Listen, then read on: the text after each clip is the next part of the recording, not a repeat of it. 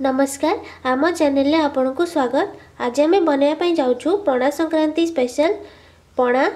से आम नहींचु 2टी पाचिला कदली, 1 कप क्षीर, छेना अल्प किछि, गोलमरीच गुंड छोट चमच रे हाफ चमच, 2टी गुजराती, हाफ कप चीनी, 2 ରୁ 3 चमच छतुआ।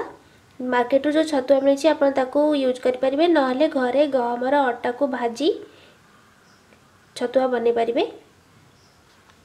एबे हमें पणा बनेबा प्रस्तुत करिबा। प्रथमे चीनी नबा, वे कदली चोपा छड़े की कदली को नबा एवं ताको भल भाव में चीनी सहित मिसेबा। आपण चामच यूज कर परिबे नले ग्लास यूज कर परिबे। कदली को हमें भल भाव में चीनी सहित मिसे देलु। एबे छेना को पकेबा। छेना को भल भाव में कदली सहित मिसेबा। एबे छतुआ को मिसेबा। भल भाव में ताको फांटी गोलेबा।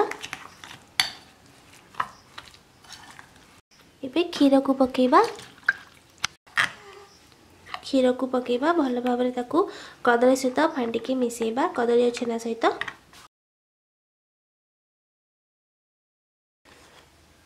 एबे गोलमरीच गुंड को पकेबा।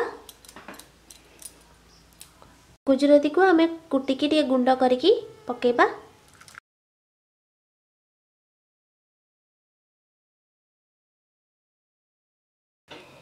पणा संक्रांति पई हमर पणा संपूर्ण भाव में प्रस्तुत हो जाइए। आपण याकू पणा संक्रांति दिन बनातु एवं प्रसाद दिंतु, भोग चढ़ातु ठाकुर पाखे। आपन को केमती लगिला ये रेसिपी हमको निश्चय जनातु। आम चैनल को सब्सक्राइब करने जमा भी भूलिबेनी। धन्यवाद।